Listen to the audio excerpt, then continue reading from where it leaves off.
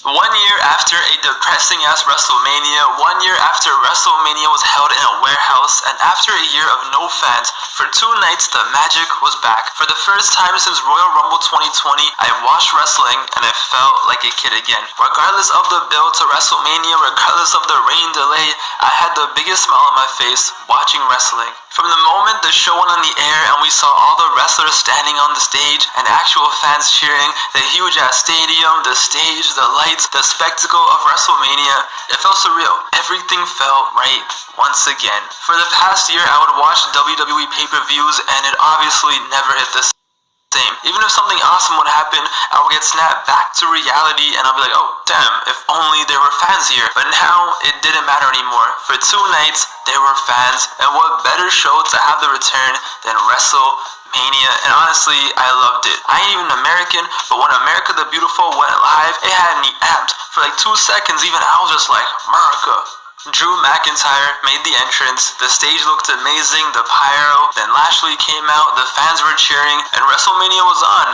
Honestly, I had so much fun. Drew McIntyre and Bobby Lashley had a great match. I had no expectations for this. I wasn't excited. I didn't really care. But even as the match was going on, I just got sucked in, and it was elite. Bobby Lashley got the win, and Bobby Lashley deserves it. And also, shout out to Drew McIntyre. I'm happy he got his moment. I know he didn't win, but this man put in work for the entire pandemic. When he got his entrance, he got his pop, he got to soak it all in, and he deserved it. But yo, it's crazy. If you told 7-year-old me in 2005, like, hey, this Bobby Lashley guy that just debuted, yeah, he won't be WWE champion till 2021. There is no way I would believe you. What a journey it's been for him, and praise to the Almighty. It was also fun seeing Cesaro and Rollins just go out and wrestle. After what, 10 years, Cesaro finally got his first singles WrestleMania match. Vince, first of all, what? Like, this man's 40. And now he's just getting his first singles match? Why couldn't you have done this a few years earlier? Oh wait, I forgot. Apparently he's too Swiss? Apparently the Swiss guy is too Swiss. Braun and Shane had the worst build for a Mania match in a long time. Man was out here pouring Nickelodeon slime on Braun, but let's be real. Somehow, someway, this cage match was one of the better steel cage matches I've seen in forever. Shane just loves dying for our sins, and this man is way too old to be doing coast to coast and cage matches. He's especially too old to be doing this. Shane, just because your shoes are Jumpman's doesn't mean you should jump, man. But Shane, he turned up, he did his thing, and also, at the end of the match, Braun said that this was for all the people that have been called stupid in their lives. And backstage, Kofi Kingston rejoiced. But the most hype part of WrestleMania for me, without a doubt, was Bad Bunny, Damian Priest versus Miz and Morrison. The whole time, legit for the entire match, I had the biggest smile on my face. I've always been a Bad Bunny fan, and to see him in the WWE ring at WrestleMania, making his entrance, living his dream, I loved it. Cause I could see myself in Bad Bunny, minus the fact I'm not a global superstar artist, but I mean in the way, he is literally just like you and I.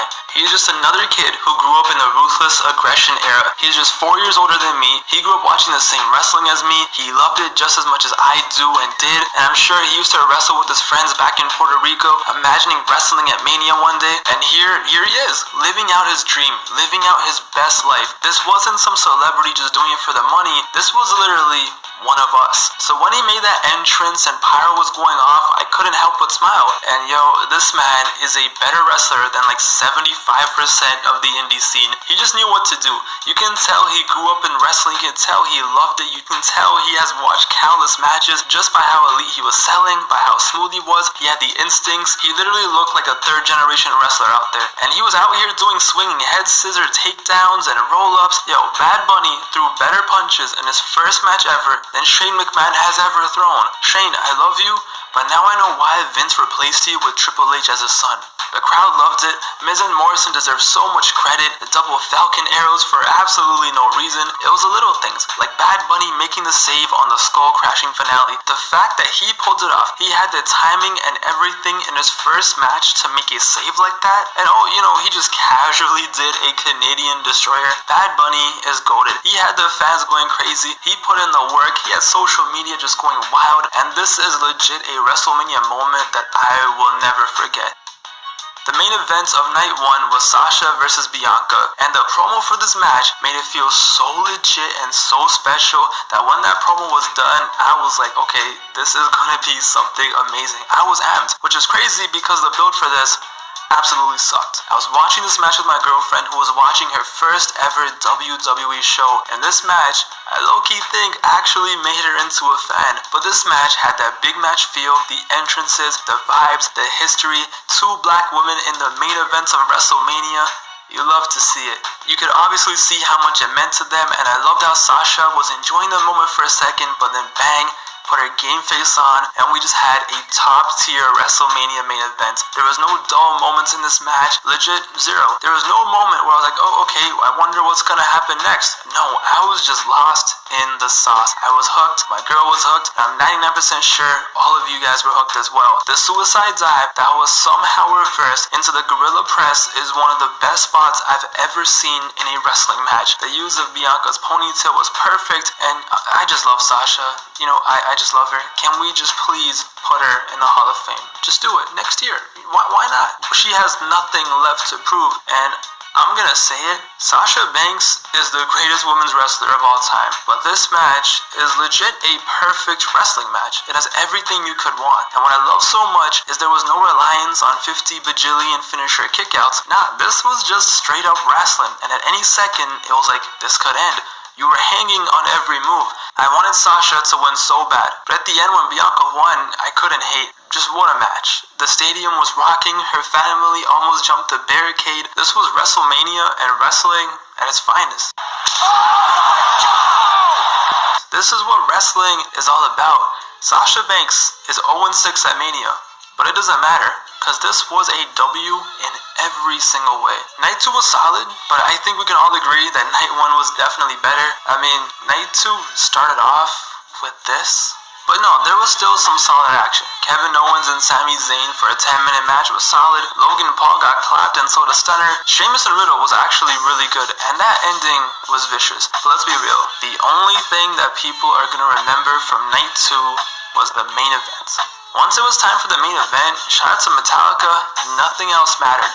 When Daniel Bryan came out and the fans were chanting yes, and once again, everything felt right again. I was just so happy. And then Edge came out, and if anyone needed this, if anyone deserved it, it was him. And then Roman Reigns, the head of the table, came out. Roman as a heel, finally in front of fans, and this match was special. You had Roman Reigns coming back from leukemia, here he was against all odds. Daniel Bryan forced to retire, he's back in the main event of WrestleMania against all odds. And of course Edge, retired 10 years ago to the date, April 11, 2011, 10 years later in the main event of WrestleMania. This match was elite. So much destruction, so many near falls, so many violent weapon shots, crowd on their feet for the whole match. It was awesome. Every single wrestler had their moment where it's like, oh shit, Edge won. Oh no, Daniel Bryan won. Oh no, never mind, Roman Reigns is definitely winning. My favorite spot though for sure, Roman Reigns full heel mode talking his talk. He powerbombs Daniel Bryan through the announce table and he's just gloating, and then out of nowhere just spear. At that moment I was shook, and this match just reached another level. They were doing concertos and I was like, no, please don't break Daniel Bryan's neck. And then Edge caught one at the ending. Roman Reigns, certified G. Y'all thought, oh, Daniel Bryan is here for the pin and Edge is probably gonna win so they can protect Roman Reigns. Nah, Roman Reigns doesn't need protection. Roman Reigns showed everyone why he's the best in the world right now, and he pinned both of them. He pinned Daniel Bryan and Edge. Perfect ending. I wanted to see Daniel Bryan win. I even was down to see Edge win, if you can believe that. But when Roman won, I was just sitting there like, alright, you know what? That's the tribal chief. You just have to accept it. Roman Reigns is money. Roman Reigns is elite, and it was a hell of a match. This was such a fun WrestleMania, and Roman Reigns, yo, that guy is just on one right now. But this WrestleMania, yo, it was fun. It wasn't the best. There was some random matches that you would think this was an episode of SmackDown, but I was just so happy watching this, okay? The spectacle, the main events, the Bad Bunny match, the fans, the vibes, everything for these 2 nights just felt right. Everything felt normal again. And WrestleMania 37, without a doubt, was definitely a fun show. So, let me know below what are your thoughts on WrestleMania. Do you think that WrestleMania should always be 2 nights, or do you think one night is fine? What was your favorite match? What was your favorite moment? What was your favorite entrance? I don't know, anything. Whatever your thoughts on WrestleMania, let me know below. I'm definitely gonna read it. I literally read every comment. I just wanna say thank you guys for watching. It means the world to me.